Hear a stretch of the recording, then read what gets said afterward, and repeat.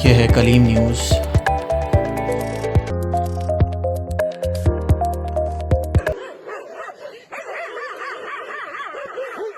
सक्कर से नुमाइंदा कलीम जिया-उर-रहमान की रिपोर्ट। खसरा व रुबैला मुहिम के दौरान कुत्तों का टीम पर हमला, टीम भागने पर मजबूर। देही इलाकों में कुत्तों की वजह से खसरा और रुबैला मुहिम टीम के वर्कर्स में शदीद बेचैनी व खौफ व हरास।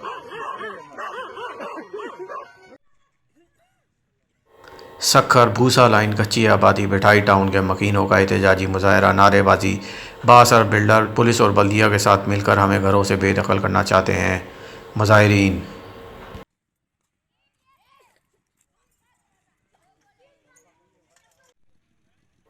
सक्खर भूसा लाइन कच्ची आबादी बिठाई टाउन के मकीनों का एहतजाजी मुजाहरा, नारेबाजी।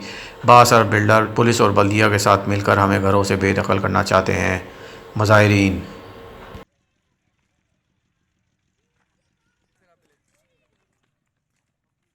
ये फुटेज पूरी हो जाए।